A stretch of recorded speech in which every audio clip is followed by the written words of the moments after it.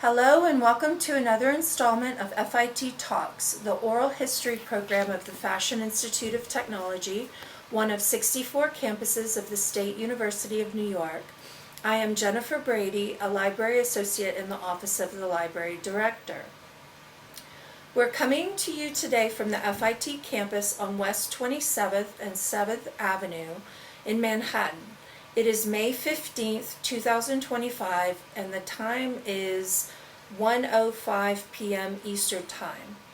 I have the privilege to be joined today by notable award-winning FIT professor Vincent Difate.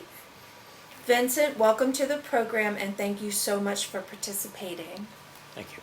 So we'll go ahead and start off. We're going to go way back. Okay. And so for context, would you please tell us a little bit about your childhood and upbringing? Okay. Yeah, we're going way back. I wasn't prepared for that. Well, I was a kid. I grew up. Always interested in art. Okay. And always admired my teachers and imagined one day that I might end up teaching. Okay. But it was really my fascination with the literature, science fiction that inspired me the most. Okay. And while I never really had a serious intent to be a science fiction illustrator, I can't imagine looking back at my life how I could have done anything else, because I was so fond of the literature, and it fired my imagination that here it is 60 odd years later, and I've been doing this ever since. Started teaching here at FIT 32 years ago, so It's been quite a while. Wow. So as a child, did you always want to have something to do with science fiction, or what did you want to be when you grew up? Well, my real ambition was actually to work in film. Oh. But back in 1963, Kennedy was president of the United States at the time. There were only 3 major film schools in the country.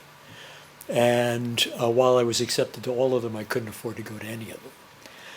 So I ended up kicking and screaming, going to an art school called the Phoenix School, Okay. which later became absorbed by the Pratt Institute. Mm-hmm. So I had a terrific education in art, but no real passion to be an artist, although I did enjoy painting. Painting for a living, though, became a struggle. So doing it on a regular basis became a lot of heavy lifting. And I realized that to be an illustrator, you have to be a fairly disciplined individual. Okay. So, yeah. So your education, you went to art school. Yes. Did you do anything after art school, or did you just go into the art world and, find your way? Yes. You found your way. Yes, to the latter. I came out of art school intent on making my way into the film industry, and I was hired by Kranz Films, which was a New York-based studio. Animation. Well, actually, they weren't into animation at that point, but they were working on an animated television series called Spider-Man, and I was hired in the background department. In the mid-1960s, animation was virtually extinct. And there were a couple of television shows that kind of utilized animation. There was a few primetime television shows, like the Flintstones and the Jetsons and things of that sort. We did a Saturday morning kiddie show. And I was hired in the background department because they needed people who understood perspective, and I could certainly paint landscapes quickly enough. But when they discovered that I knew how to draw people, they kicked me upstairs to the animation department, and I became what in those days was referred to as an in-betweener, an assistant animator. And our staff was mostly made up of former animators who worked for Terry Toons. Terry Toons was located in New Rochelle, New York, and the Terrytoon characters, Mighty Mouse is probably the most famous of them. But their second most famous characters were Heckle and Jekyll, which were birds of some blackbirds, I think. And the animators didn't really know how to draw people. And so when they discovered that I could draw people, they asked me to come up to animation. And my job was mainly to correct the anatomy on the drawings of our sketch artists who were freelancing to the company at the time, and to do the in-betweens. So it was a lot of heavy lifting. Right. But it was a really very interesting learning experience for me. But then our show got canceled. I remember picking up the New York Times one Sunday.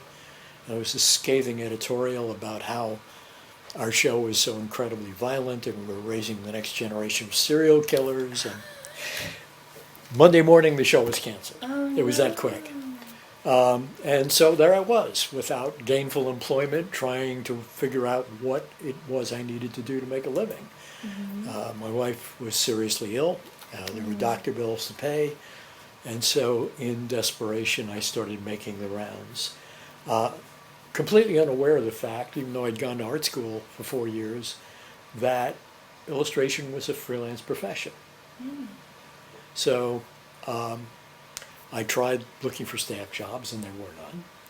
And I started freelancing to the science fiction magazines, and it was just kind of a meteoric rise. Wow. I got so busy I could do nothing else but the freelance work that was coming in. And I grudgingly have to admit that I enjoyed every minute of it. Oh, that's amazing. That's amazing. So moving into your FIT time, Yep. you're co-creator of FIT's MA and MFA in illustration programs, co-founder of FIT's film and media program, and were formerly the acting chair of FIT's MA program. How did your illustrative career coincide with the Fashion Institute of Technology? How'd you come to be here? Wow, that's kind of a long story. And actually, what happened in the decade of the 1980s was that the publishing industry, I was working mostly for publishing clients. I was doing some film-related work, but those were few and far between. And most of the films I've worked on over 75 films, but most of those films never got made. Oh. But that's a fairly common story for the motion picture industry. There was always a paycheck, but there was never, or seldom, a project that actually got filmed. But what was happening too is that the publishing industry, as big and international an industry that it is, was pretty much a very personal kind of thing. You met with art directors, you met with editors, you discussed projects. Since I enjoyed reading science fiction, they would just normally give me the manuscript that no one else could interpret, and leave me to my own designs to figure out how to solve the visual problems. And I just had an instinct for doing it. For I think a lot of people who are readers, we tend to visualize what we read.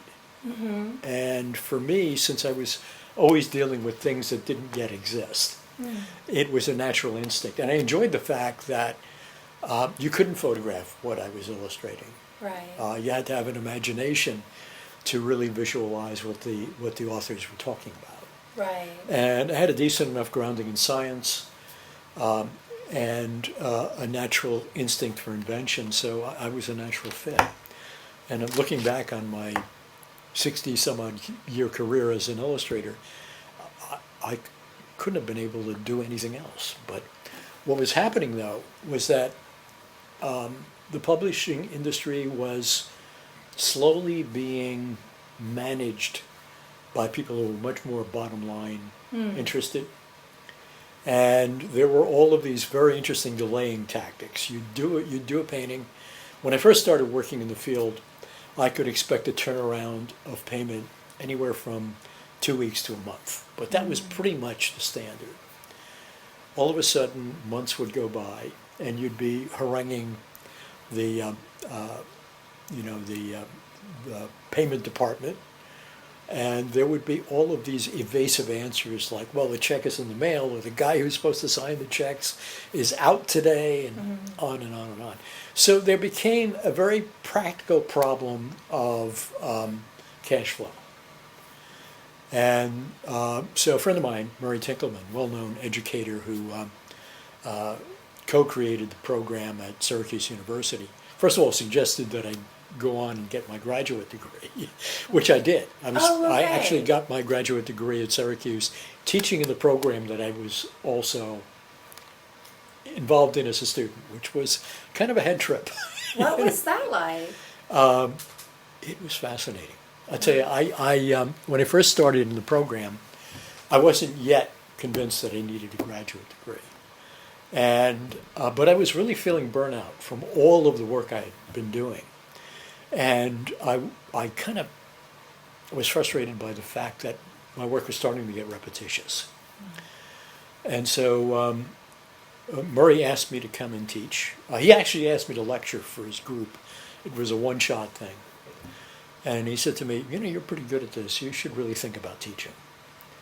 And he said, we'll solve the problem of cash flow, and you might find that you really like it.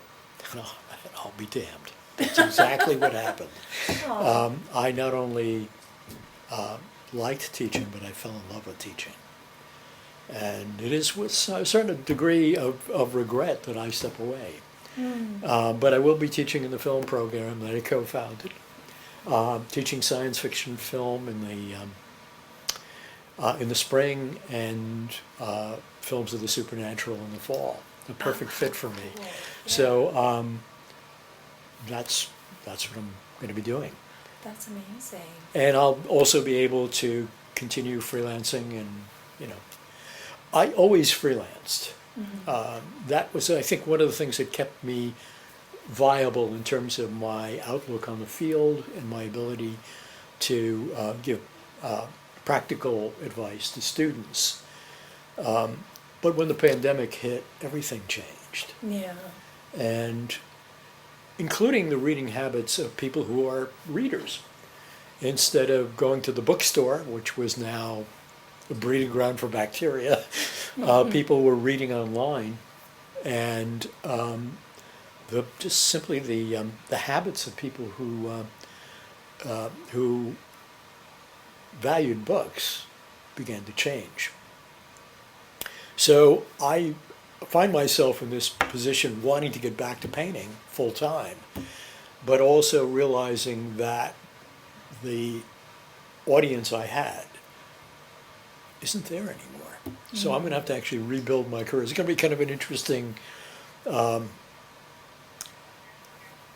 evolution and experimentation and reinvention that I'm looking forward to. So you went from Syracuse to FIT once you graduated? Or? No, I was already teaching here at FIT. Oh, okay. What happened was the school that I went to was attempting to be an accredited institution, and they were eventually taken over by Pratt, and my undergraduate credits were passed along, so I had the equivalent of an undergraduate degree, but Syracuse offered an opportunity. What I saw was that many of the people who were enrolled in the graduate program were people struggling to find their identity. And I kind of like that idea of being reborn. And it was, and in a way I was kind of envious of the fact that they were doing this and I wasn't. And I was also, as I say, struggling with burnout. I was just tired of the repetitiveness of the kind of fiction that I was illustrating. And being exposed to the approaches and techniques of other artists was a very enriching experience. And that's what when I was hired at FIT, I was hired because at that time, Jane Bixby Weller, the chair of the department, was intrigued by the fact that I was a science fiction specialist.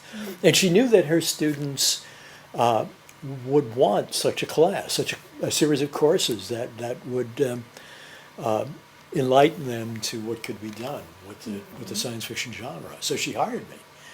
And it was, when I was here for a couple of years, they started talking about developing a graduate program in illustration, and it was a natural fit. So our graduate program is built very much on the patterns that were established at Syracuse. Okay. And so there were a bunch of us who worked on developing the graduate program in illustration. And it was a smart thing for us to do. So that's Oh, that's great. That's such a nice trajectory yeah. from where you have come. Okay, so this goes back to what you learned to paint and what you love to paint. Has there been an evolution in the mediums you use to create illustration? Because things have Yeah. definitely, accelerated with what the tools that people use nowadays. I am still a traditional painter. However, Okay. I realize that digital is a very important component in the way artists work these days. And I do work digitally in the sketch stages. When you're a working illustrator and you're dealing with people who are non-visual, like editors, you pretty much have to do the painting twice. You have to do a sketch that's fairly comprehensive and shows your intent, and then you have to develop that finish based on an approved sketch. Also, the dynamics of the industry changed too. When I first entered the publishing field, art directors were pretty much autonomous. If they liked what you did, you could show them a sketch and you were pretty much flagged to move forward from there. Now it's a committee. Now it's a group of people who don't necessarily speak a graphic language, but the art director is the interpreter, the visual interpreter for that committee. And now you're working with a group of people. And sometimes being tasked with doing the impossible. And one of the most rewarding things about doing what I do is taking otherwise non-visual input and turning it into something kind of interesting and satisfying. And what I've told my students is, what doesn't kill you makes you stronger. And actually dealing with non-visual people is a challenge, and it's the heart and soul of what an illustrator can do. We're that go-between. We're that mediator between the written word and the three-dimensional world that people can relate to. And it's been really a remarkable thing. That's great. That's great. So going back to, this could be at any stage of your life, but which person has had the most positive influence on your life, and what did they say or do to influence you? Wow. It's not just one person, it's well, many people. The people. When I first started illustrating, I met several artists while I was in the editor's office. One of my best clients over the years was a magazine called Analog. Analog used to be called Astounding Stories, and then it became Astounding Stories of Super Science, and then it became Astounding Science Fiction. Its editor-in-chief was a man named John W. Campbell Jr., best remembered today as one of the pioneers of modern science fiction. But he had been a writer before he became an editor, and he wrote one of the most important science fiction stories ever, a story called Who Goes There, which has been optioned for film and has been made and remade at least 3 times as The Thing.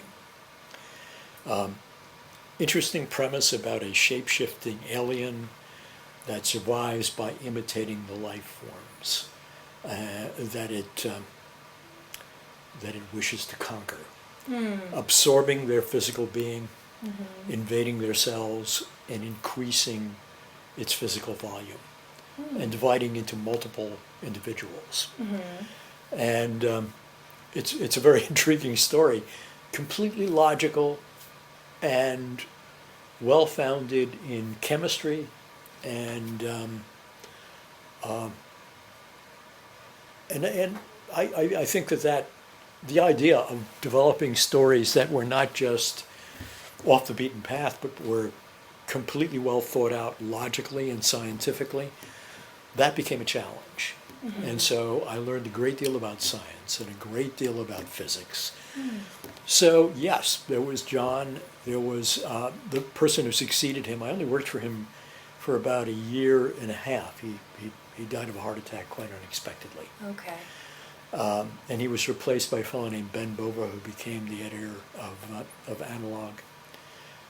In 1959, Astounding became, for 1 year, became Astounding / Analog. And eventually it transitioned to Analog Science Fiction and Fact. And I worked for that magazine for the majority of my career. I met a colleague. I met a fellow illustrator, a fellow named John Schoenherr. John was a science fiction illustrator then. He transitioned to becoming a wildlife illustrator. And in my mind, the best compositionalist in the field of illustration. He had a very dynamic approach to visual composition. And he really became as close to a mentor as I've ever had in terms of an artist who understood the craft. Beyond that, I guess my late wife was probably was certainly a huge influence and a huge supporter. Very early in my career, very early in our marriage, I dated her through high school. Aww. We met when we were 13, started dating when we were 15, and had an incredible marriage of 46 years. But on our honeymoon, she experienced the symptoms of what was later diagnosed as Hodgkin's disease. And in 1967, there was no cure. And so they told me that she had 3 months to live. That's why when Kranz Films was fired by ABC and the series was canceled, I was at a complete loss. I didn't know what to do. We had a ton of doctor bills. And I still had to be gainfully employed. And yet there was no staff work for illustrators. Illustrators were freelancers. Didn't know that. 4 years of art school, you would have thought somebody would have told me. But anyway, long story short, went to John Campbell. He looked at I would never in my wildest dreams have thought myself good enough to work for Analog. It was the best science fiction magazine, and I was a novice. But John saw that I could draw and paint. He saw that I had an affinity for the literature, and he just kept me busy. Gave me 75 assignments in that first year. With that kind of exposure, my phone started ringing. I didn't need to take my portfolio out. People came to me. And it was a wonderful experience to go from nothing to suddenly something.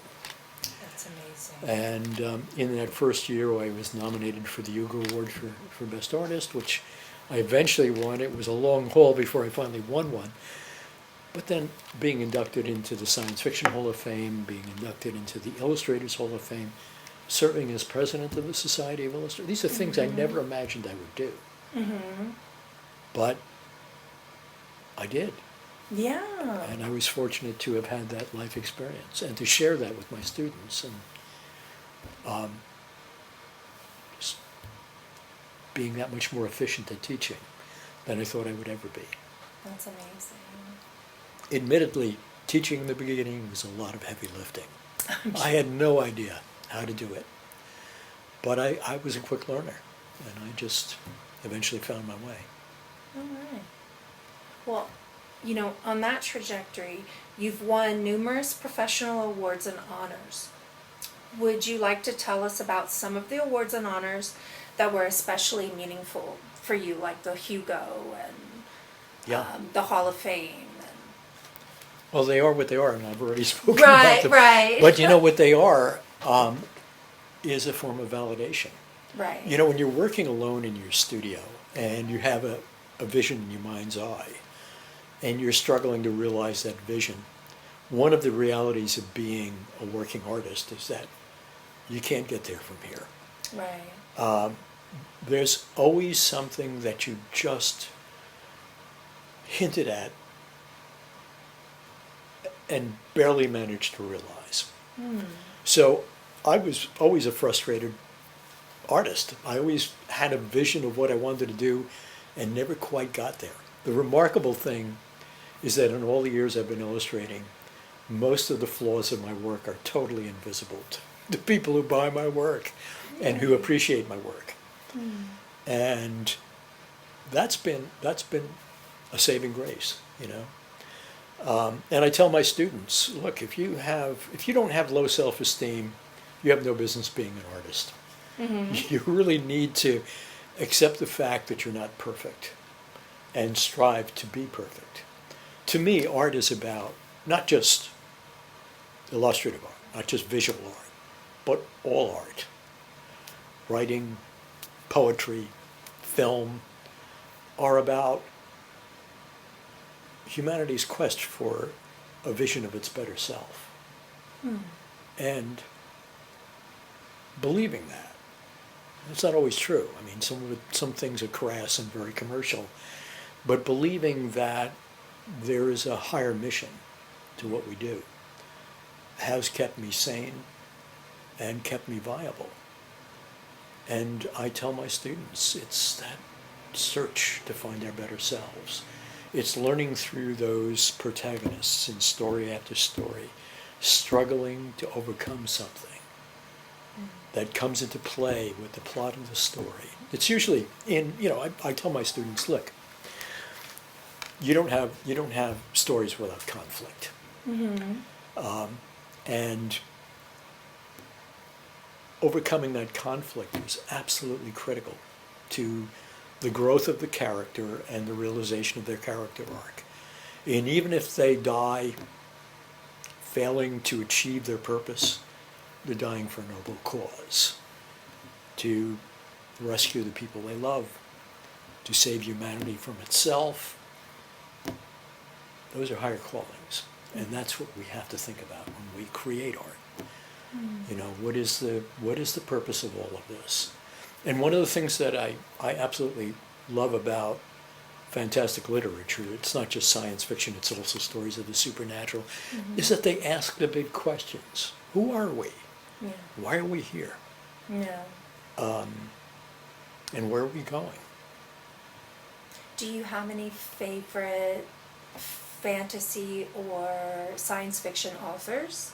Yeah, of course. Okay. Yeah. Well, who are they?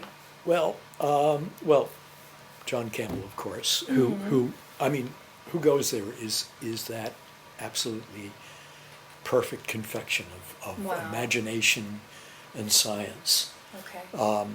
Robert Heinlein, his novels, actually, many of them were cultivated as short stories and then connected into novel-length works.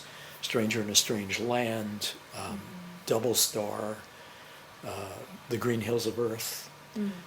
Also, A.E. Van Vogt, now probably long forgotten, but he had his heyday in the 1940s and wrote stories about the next step in human evolution, the Slan stories, where people were developing telepathy and what today we would call paranormal abilities, the ability to move objects with the mind and so forth. Yeah. But then when I entered the field of illustration, the science fiction field was undergoing a transition from a very primitive kind of storytelling to something that was more stylistically relevant. Mm-hmm. Writers like Bradbury and Ursula Le Guin, Mm-hmm. they were bringing something to the table that was much more like art. Yeah. And I've made wonderful friends over the years. Harlan Ellison, who was such a difficult person to deal with one-on-one, because Harlan was always mad about something. But what a great friend he was. He would go the distance, always defending, always imagining, always struggling to break new ground and to educate his audience. Wrote a fair amount for film and television. Worked on the Outer Limits television series. Wrote Demon with a Glass Hand, which is an incredible episode. Won him an Emmy for Best Original Teleplay around 1963 or 4, Mm-hmm. somewhere thereabouts. Yeah, there was, these authors were, some of them understood the visual medium, understood how to tell a story in visual terms, Harlan being one of them. But there were others like Norman Spinrad. Norman worked under a series of pseudonyms for the film industry, Okay. but wrote screenplays. Jerome Bixby was a well-known science fiction writer, but he also wrote screenplays for the movies. He wrote a very interesting screenplay for a movie that was called It, The Terror from Beyond Space. It's probably the one film from which the movie Alien derives most of its plot elements. Really? Yeah. And remarkably, there was an FIT connection. He had an early marriage in his career. He was a very talented musician, a prodigy, a musical prodigy. But he ran off with a young lady who later became FIT illustration faculty. The marriage was annulled because I think she was something like 14 years old when they ran off together. Okay. But Jerome Bixby was an incredible writer, an incredible thinker, incredible mind. Mm-hmm. Sarah Reeder was the woman whom he had married. I don't know what her maiden name had been or where Reeder came from, whether that was from a subsequent marriage. But she taught in the illustration program. When she found out that I was a science fiction illustrator, she asked me if I knew Jerome Bixby, and I never met him. Mm-hmm. But I certainly knew of him because he was a notable talent, particularly among people who had dual careers in film and literature. Right. And I always found it fascinating that it was like that 6 degrees of separation, that there was always a pathway back to FIT. Right. FIT, by the way, has had a remarkable illustration faculty. You've had at least three that I know of, three professors teaching in the program who were former presidents of the Society of Illustrators. Oh, wow. And at least three illustrators who were inducted into the Hall of Fame. Wow. Herb Taus, myself, and, I'm blanking on his name now, a fashion illustrator, of all things. Oh. Surprise, surprise. Yeah, this program has had some incredible talent behind it. Oh, I believe And it's it. really a good program. It has its faults. There's no art program that can be all things to all people because there's such a distribution curve of talent. Some people who have every right in the world to be in an illustration program, others who are completely clueless. But that's always the way it is, you know. And if you only cater to those who, and there's really no way of predicting who's going to succeed and who's going to fail. Right. There are some that it's obvious that they're going to step into a career and it's just going to carry them away. But there are some people that you think, wow, this kid is completely clueless, who bring something to the table that you couldn't have possibly have imagined. and who just have amazing success. But that's the way the arts are. There's that unpredictable aspect of it. If one size fit all, this would be a walk in the park. Right. Teaching future illustrators would be so easy. Right. But not so. It's always challenging. It always demands the most of you. And I find that no matter how much time I devote to painting, the saving grace of being an art educator is that there are so many more problems to solve in finding new ways to motivate and inspire students. Huh. And updating your PowerPoint presentations to make sure that you're still relevant and still showing them what they need to know. Mm-hmm. That's great. Let's see. Well, you've already talked about your professional achievements and other professional achievements. Is there something outside of illustration or teaching that means something to you, that has been a boon in your life, or that has added to, what you do and what you love? It's, I guess, a love of story. Making up a story out of whole cloth. That somehow integrates the world we know and the world we imagine might be with seamless fidelity, so that you can't tell the difference where fiction ends and fact begins, or vice versa. And that's the thing that I've always found most intriguing about the literature of science fiction. And when you read stories like there was a science fiction story that appeared in Analog. It was called Flowers for Algernon. Oh, yeah. Algernon was a mouse in a maze. And the main character was someone who was mentally deficient. And they were trying an experimental drug, and suddenly he was not only present, but his intelligence exceeded all expectations. Only in the end to realize that the effect was only temporary. So Flowers for Algernon became a motion picture called Charlie. It was a short story that was expanded to novel length. And John Campbell, who bought the story, told me that it was a story that had been rejected all over the publishing industry because it was told from Charlie's point of view. And Charlie was mentally deficient, so the words didn't make sense until you got into the substance of the story.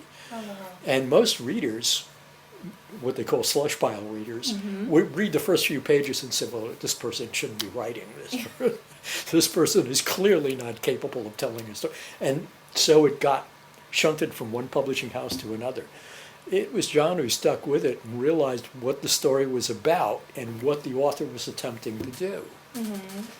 And also encouraging the author to expand on that story. He also brought another incredible story called The Light of Other Days, Okay. which was a story about a substance called slow glass. It was a glass perfected by a physicist that would allow the passage of light to come in, but to release slowly through the other side, literally creating a vivid record of the past. Oh. And the author envisioned, this was a British author, I believe, a dark Irishman who wrote this story. And the idea was that at some future time, people would buy slow glass to hang up in their apartments where there were few windows. And it would be a woodland scene, for instance. They would set that slow glass in front of a cedar forest. And each morning people would awake and they would look at the slow glass and they would see the birds singing and chirping and the scene changing through the seasons. And it was kind of a piece of mental real estate, something that you could buy and hang on your wall and would enrich your life. And the story it's a short story, it's only about 10 pages or so. Oh, wow. The story deals with this couple, husband and wife, who are in a disintegrating relationship. And to appease his wife, he's taken her out into the country for the day. And they decide that maybe they want to stop and buy a piece of slow glass. And so they purchase this piece of, I don't think they ever actually purchase it, but what they do is they're looking at this piece of slow glass.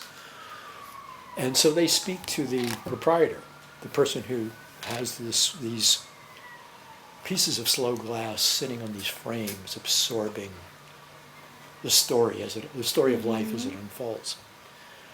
And you realize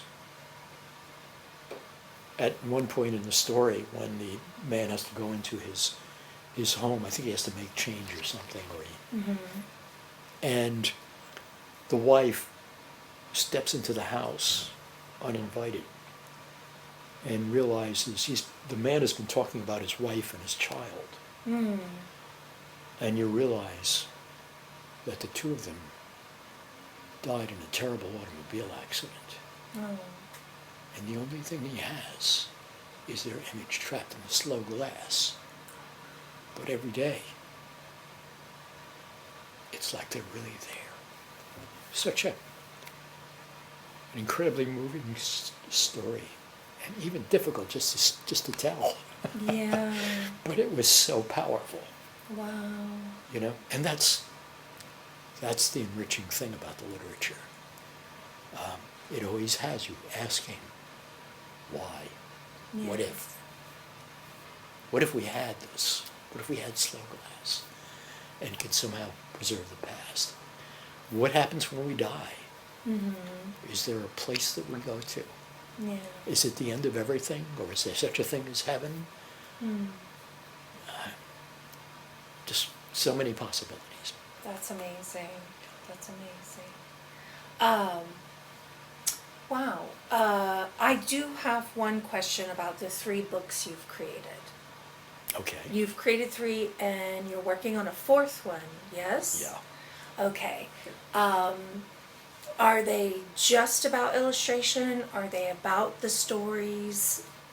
What could you tell us a little bit more about Sure. your different books? Well, the 3 books that have actually been published are connected to the literary genre. Okay. The 4th book is really about the role of illustration in film. Oh. But there's even a downside to that. I took a sabbatical in order to complete work on the film, on the book, and that's when my wife passed away. The radiation therapy that saved her life 46 years earlier caused the heart disease that ultimately took her life. So I never finished that book. Oh. It's still 3/4 done, Okay. and I just don't have the heart to go back to it. Okay. There are just too many memories associated with it. So, but I have written over 300 articles that have been published in books, in magazines, and encyclopedias about a variety of subjects. I write about quantum physics. I write about history. I write about art. Wow. Yeah, well, living 2 hours away from FIT. Oh, really? And having to do a 4-hour round trip commute has given me a lot of opportunity to work on my laptop and to Right. write. I wish I had taken writing seriously earlier in my career, because I can only imagine what might have happened. All the great things that have happened have been connected to the making of art. But the telling of stories, that's kind of a magical thing too. Yeah. And I wonder, my articles have been factual. Okay. I've never really tackled fiction in any kind of serious way. But maybe now that I'm retiring, there's an opportunity to do precisely that. So it'll be one of the things that I experiment with. and the Okay. years and months ahead. Well, that's one of the questions. You've accomplished so much, and you're still so active in your career. Do you have any particular plans or dreams for the future, Yeah, as a matter other of than writing fiction? there is, as a matter of fact. My favorite novel is H.G. Wells's The War of the Worlds. Right. And I've been thinking I would love to do a lavishly illustrated edition. There were just so many things. Jules Verne, I mean, the optimist of science fiction. 20,000 Leagues Under the Sea, I would love to tackle that. There were just so many things that I would love to do. Drawing, painting, maybe even trying my hand at filmmaking. In my film course, I literally put together a mini documentary with every PowerPoint presentation that I do. Okay. And I'm thinking, maybe I should tackle that documentary on fantastic film or Right. science fiction film. I know it all. I've lived through it all. It's been my passion. So who knows? I might do that. That's great. Let's see. 2 more questions for you. What would you most like for people to remember about you? As a teacher, as an illustrator, as a person? That's kind of an interesting question. And the simple answer is I have no idea. If people are going to remember me, I hope it's in a positive way, whether I enriched their lives because of the information that I passed along to them, or they thought I was a nice guy. But I don't know. I don't think of the art that I've created as any kind of personal legacy, because it's always been connected to the literature. And maybe that's it. Maybe that I inspired somebody to pick up Frank Herbert's Dune, for instance, and read it for the first time. I illustrated all of those, but not all of them. The first 5 novels in the Dune stories. But, because of the fact that it is a bestseller, there are always these restrictions that are placed on you as the guy who has to visualize what those stories are about. And, I've always thought, well, one of the great things that Frank Herbert talks about is the ornithopter, this flying device that duplicates the flapping of a bird's wings. And on Dune, on Arrakis, that's what they use. They use ornithopters to get around. Never been allowed to paint an ornithopter with those covers. In Heinlein's Starship Troopers, it's the power suits. Now, I've worked on developing power suits for the Defense Department through the Battelle Institute. Wow. But it was Heinlein's idea. He was the guy who said, hey, we can create this hydraulically assisted body armor that would literally turn the foot soldier into a bipedal tank. Wow. We tend to take a lot for granted, but H.G. Wells is the first one to talk about the atomic bomb. He had a very quaint idea of what an atomic bomb was, but he did understand that the release of energy would be enormously powerful if you were able to rip the components of an atom apart. And so he wrote a novel in 1913 called The World Set Free, in which he described the mid-20th century as a time when the major cities of the world would be powered by a controlled nuclear chain reaction. Nuclear power plants. And he said that there would be a war in the mid-1950s between England, France, and Germany. England and France would be allies. Germany would pony up with another European ally. Didn't mention names, but that ended up being Italy. And that there would be a war fought with atomic bombs. But his idea of the atomic bomb was predicated on the half-life of subatomic elements. And he thought that you would detonate an atomic bomb and it would explode with conventional force. But because of the extended half-life, it would continue to explode and explode, rendering that area uninhabitable. We had no idea about radiation until we actually were able to rip atoms apart. But yeah, he had that idea. And Leo Szilard, one of the advocates for developing atomic weapons to fight the Nazis in World War II, attributed his fascination with the idea to Wells's The World Set Free. So the idea comes first. Wow. And then the reality Yeah. that comes from it. Not that the development of atomic weapons has been such a boon to mankind, No. but nonetheless. Okay. Well, finally, is there a question that I didn't ask that you wish I had? No. No? No. You've answered everything you can answer. Look, life is an amazing, challenging thing. I guess the one thing that I'd like to say is that even though I had no specific ambitions except to be very good at whatever it was that I did for a living, I've managed to accomplish everything that I could accomplish. And I guess that's a good thing. I've never been a filmmaker. That's the one thing that I aspired toward that I never actually got to. But my life as an illustrator has been so incredibly rewarding. My life as an educator has been rewarding. I couldn't have asked for a better life. And I've been lucky. Lucky to meet wonderful people in my life, to have a great and enduring love of a special person in my life. Yeah, what more can you ask? Well, thank you. Thank you so much. This has been phenomenal. Thank you. Getting to know you and talk to you. It's been my pleasure. What can you learn about a human being in a half hour or so? I know. But, it's been an incredible life. Life is good.